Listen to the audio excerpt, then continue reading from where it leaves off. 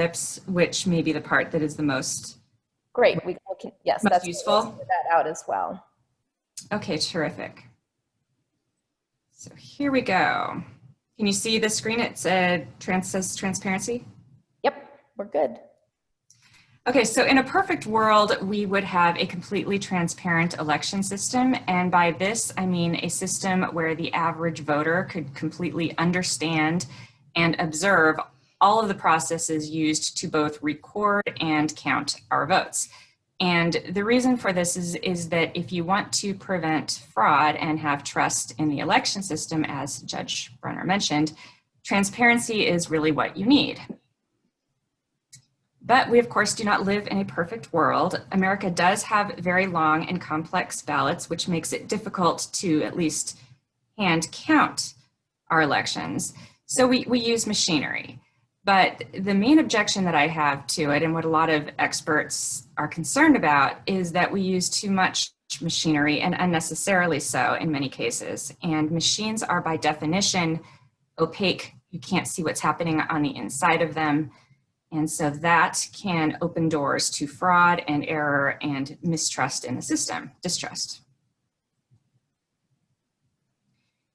In general, to prevent these types of problems, a less is more approach is warranted when it comes to election equipment. Part of the reason for concern with all of this election equipment has to do with the vendors themselves, who are not particularly transparent. And we have often been told, especially since 2016, that our election system is too decentralized to allow an outcome-altering attack, when the reality is that just 2 vendors account for more than 80% of US election equipment. So if you had a bad seed in either one of these vendors, or if either of the vendors were to be infiltrated or hacked via the internet, it could wreak havoc on systems throughout the US. The 2 main vendors are ES&S and Dominion Voting. Before 2010, though, Dominion Voting wasn't really a thing in the United States. They were a Canadian company that hadn't really entered our market. So before 2010, the 2 main vendors were Election Systems and Software, ES&S, and a company called Diebold Election Systems, which is really America's most infamous voting machine vendor. And there are many reasons for this infamy. Before it was called Diebold Election Systems, it was called Global Election Systems. And Global's senior vice president and largest shareholder was a convicted embezzler named Jeffrey Dean, whose crimes involved sophisticated computer tampering. And this was discovered and reported not by election officials, but by an election security advocate and writer named Beverly Harris. According to The Guardian, this convicted embezzler programmed 1/3 of the voting machines used in 37 states in the 2004 presidential election. The company that bought Global Election Systems, which was Diebold Inc., it was an ATM manufacturer, and into the run-up of that 2004 election, he was a mega donor for George W. Bush and a fundraiser, and he sent out a fundraising letter saying that he promised to deliver Ohio to President Bush, which was just not a good look and also did not improve voter confidence. In 2009, ES&S actually acquired Diebold Election Systems.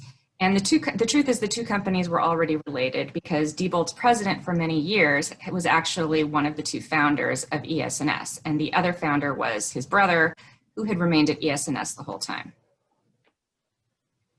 When the 2 companies consolidated like this, Chuck Schumer got wind of it and became concerned because he felt they had too much control over the industry. So he got the Department of Justice Antitrust Division involved and asked them to break up the company, which they did. They told ES&S they had to dissolve Diebold and sell some of its assets, which ES&S did. It sold the intellectual property. I'm not sure how much that was worth, but it sold that to Dominion Voting. It sold some of the warehoused equipment to Dominion Voting, but it actually kept most of the Diebold contracts, the servicing and maintenance contracts for those systems. As a result, ES&S has remained to this day America's largest voting machine vendor. And there are many things that are unsettling about ES&S that have come out in recent years. Since 2013, it has donated $30,000 to the Republican State Leadership Committee, whose express mission is to elect Republicans to state office. It frequently makes donations to election officials through lobbyists who then choose its equipment. Before the 2016 election, it leaked the data on 1.8 million Chicago voters. In the past several years, it leaked its own passwords in North Carolina. And perhaps most importantly, it misled about internet connectivity and remote access to its systems, or at the very least, it misled. It claimed it had never sold systems with remote access software, and then finally had to admit that actually it did. And it said its systems didn't connect to the internet, but it's since been shown in recent years that some of them do. So that is ES&S. I have to say less is known about Dominion voting. It's about 37% of US election equipment. It does much of its programming in Serbia. It won't say if it has remote access software in its county tabulators. And I do believe it sells precinct ballot scanners, just like ES&S, with wireless modems that connect to the internet in them.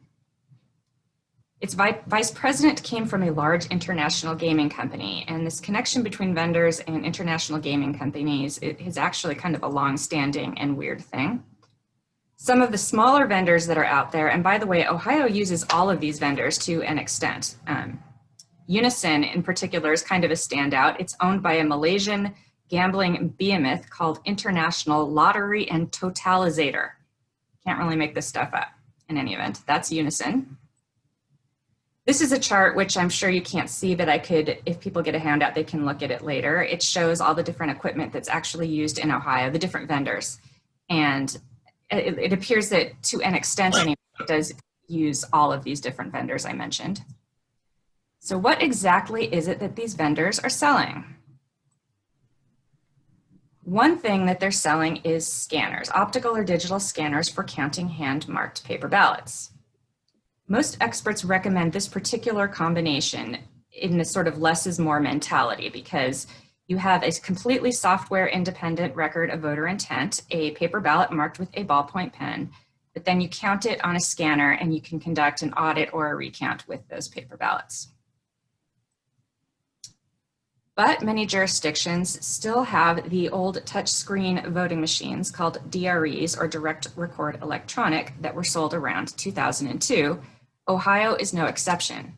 Some of these machines are completely paperless, which means you cannot conduct a meaningful manual audit or recount. You can call it a recount or audit, but it's not really what experts have in mind when they talk about ensuring the integrity of election results. Some of them have, where it says VVPAT on the screen, this thing called a voter verifiable paper audit trail. And it's a piece of paper here under a piece of plastic, sometimes behind a plastic door that voters don't, sometimes it's closed so voters don't see it. But technically the idea is that could be used in an audit or recount if the voter knows to check and make sure that it's accurate. And the problem is studies have long shown that most voters don't check. The country had really been moving, and still is majority, hand-marked paper ballots and scanners, that less is more approach. But again, vendors are profit motivated, and so what they did in the past several years is they really redefined paper ballot to include more than what it traditionally meant, a ballpoint pen and paper, to include another piece of paper marked by a touchscreen voting machine. Not so different than a VVPAT, although in most cases it's not behind a piece of plastic at least. So these are called ballot marking devices, and they're actually quite controversial. Typically, they just work as an electronic ballpoint pen. So typically, they are still counted on scanners. So you have more equipment than if it was just ballpoint pen, scanner, you have touchscreen scanner. And some jurisdictions have even gone a step further and bought these things called all-in-ones or hybrids, where they combine these new touch screens and the scanner into a single unit. So it really looks very similar to the old DREs that were purchased, back in 2002.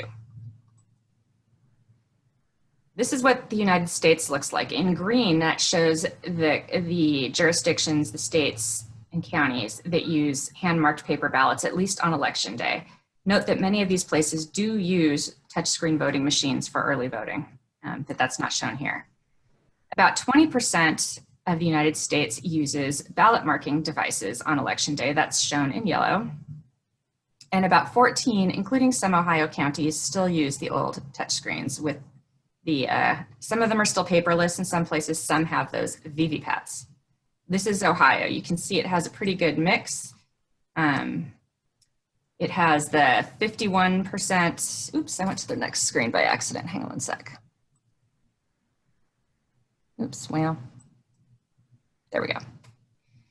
It has 51% using hand-marked paper ballots, 32% the new touch screens that are called ballot marking devices, and 16.1% using the old touchscreen DREs with the kind of junky piece of paper behind plastic. Okay, so the vendors are also selling now more and more something called an electronic poll book, which is a tablet computer used to confirm your voter registration on election day, to confirm that you have not previously voted, and increasingly and somewhat bizarrely, they are using these now to activate the new touchscreen voting machines that I mentioned called ballot marking devices. So we're definitely getting into a more is less situation here. In case you think vote by mail was left out of it, vendors sell counting equipment for vote by mail too. These are high-speed scanners, typically centralized high-speed scanners, and yes, they can be hacked as well. So in terms of the risks of the various systems, they all have risks. Perhaps the biggest risk with vote by mail is that hundreds of thousands and possibly millions of voters will not receive their mail ballots on time.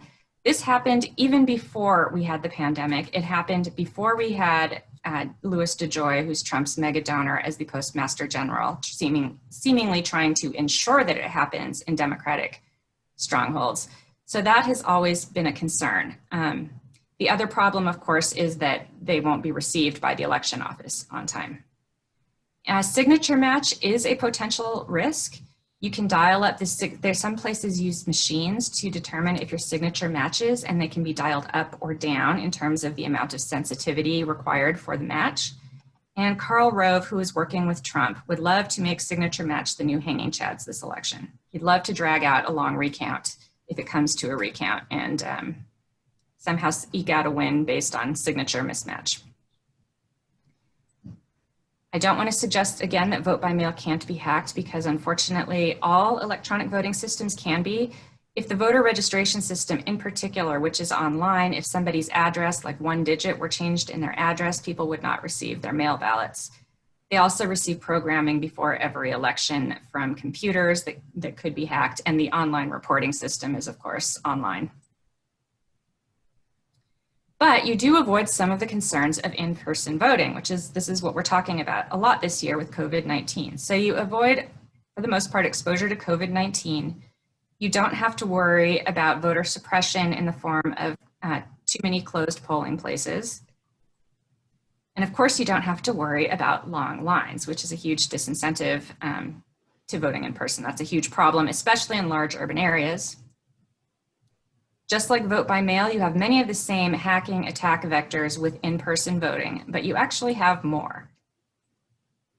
In particular, these electronic poll books that I mentioned often connect to Wi-Fi. And although these facilitate early voting and are important for early voting, they're unnecessary on election day when there is no opportunity to return if something goes wrong. And in fact, we are seeing in many cases problems with or at least in several high-profile cases, problems with the Wi-Fi connectivity. Electronic poll books can also be used either intentionally or unintentionally to create a bottleneck at the polls. If you don't give enough electronic poll books, it causes massive lines. Knowink is America's largest electronic poll book vendor. Its products are in 25 states. So again, you're getting some vendors with really too much, private vendors with a lot of control over our infrastructure. Its managing director is a former Republican election official from St. Louis. Its product developer campaigned for Ed Martin, who is now the president of the Phyllis Schlafly Eagles, which opposes the Equal Rights Amendment. And this company has a propensity for making donations to election officials who then choose its products. Here is a recent high-profile no-ink electronic poll book election. This was Los Angeles County. This was before the lockdown. It was before people were thinking much about COVID-19 and social distancing. That had nothing to do with the chaos that was created. It was the electronic poll books. They had Wi-Fi connections throughout the county, and they did not have backup paper poll books, and this is what it looked like. Ditto in Georgia. The main problem has been attributed to these electronic poll books. Again, they did not have backup paper poll books. 10X is America's second largest electronic poll book vendor. By the way, both No Ink and 10X are used in Ohio. This is Mike Ertel, a former Republican election official who is demonstrating 10X e-poll books in Seminole County, Florida to a Russian delegation in 2015. Does not exactly give you a warm and fuzzy feeling. And then, of course, another risk of in-person voting is that you have some jurisdictions using touchscreen voting machines to record our votes rather than recording them with ballpoint pens, hand-marked paper ballots, which violates the keep it simple, stupid principle. It just is inviting trouble. One of the problems, one of the ones you hear about a lot, is often attributed to miscalibration. It's when you try to punch one for one voter and it casts your vote for a different voter. That's usually attributed to miscalibration, which can be either intentional or unintentional, by the way.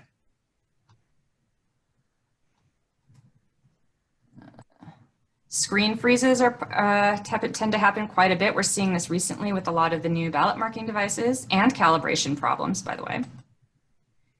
Touchscreen machines have to be activated. A hand-marked paper ballot does not have to be activated. As I mentioned, a lot of these new touchscreens are being activated by electronic poll books. So if the electronic poll books go down, you can't activate the touchscreen voting machines except manually, and poll workers often are not trained to do it manually, and it takes longer.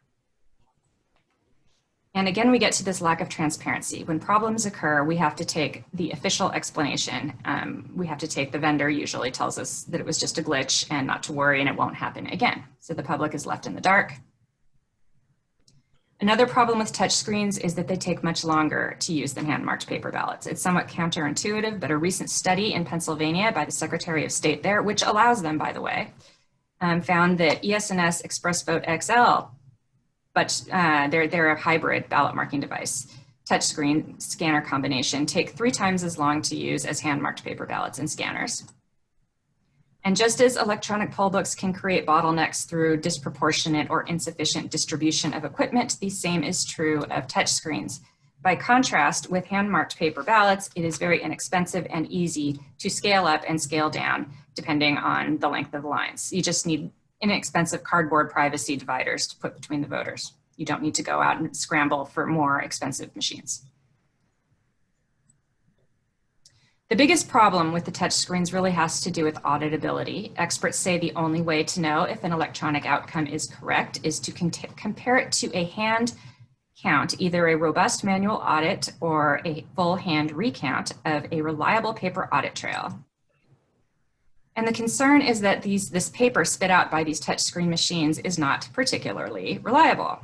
Studies have long shown that most voters never look at the printout. And in fact, that was the plot twist. And David Pepper, the Ohio Democratic Party's chair, he wrote a book called The People's House, and that was one way that the nefarious actors were able to get away with election theft. Fictional, but very realistic fiction and terrifying.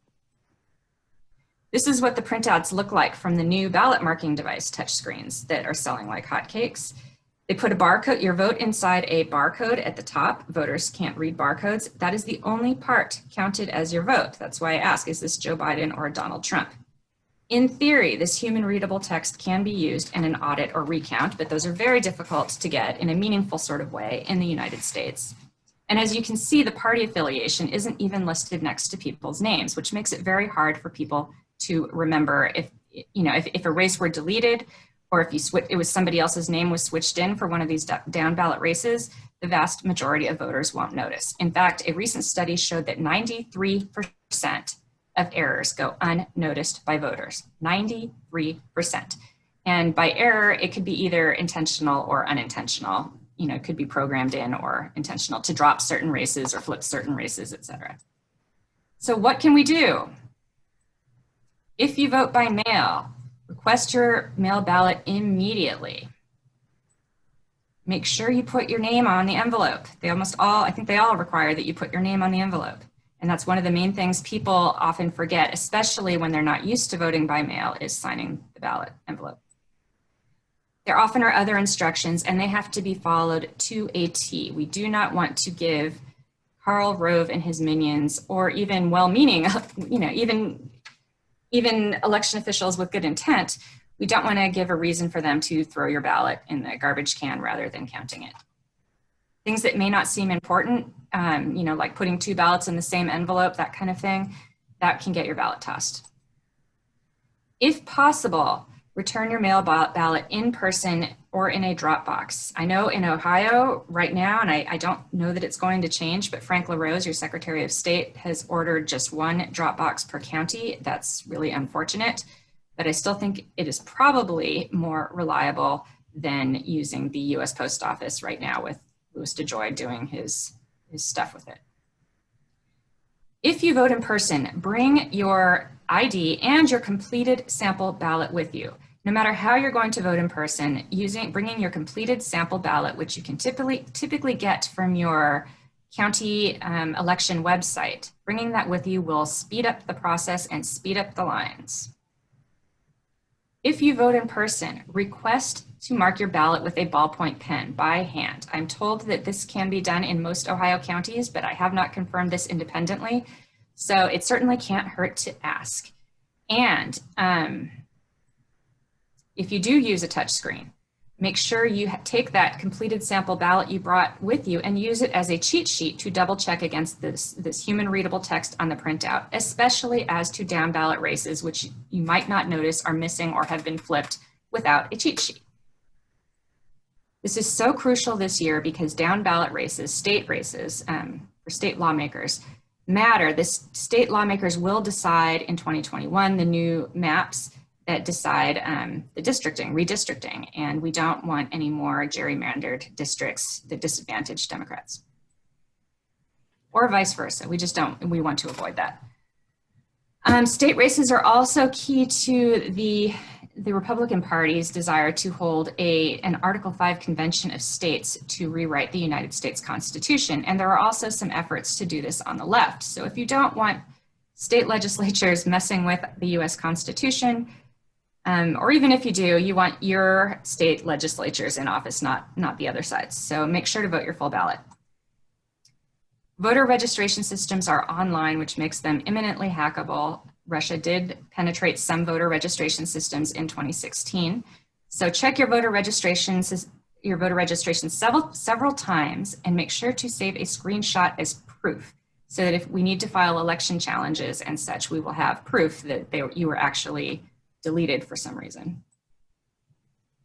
This is a number everyone should know, 1-866-OUR-VOTE, the Election Protection Hotline. It's led by the Lawyers Committee, and they can provide advice to voters who are having trouble casting their ballots, whether by mail or in person. In addition to that, though, you need to report these problems because the Election Protection Hotline does not typically make its information public. And we need evidence if we're going to need to file election challenges. So definitely make a detailed report with a political campaign, report it to the poll worker, report it to your local media and on social media. I noticed that a lot of news outlets are looking on social media for problems at the polls, and that's a good place to report it. It's very important to do more than just voting in historic numbers this year. We need to keep these polling places open to avoid voter suppression. If you are healthy and you are comfortable with it, please volunteer as a poll worker.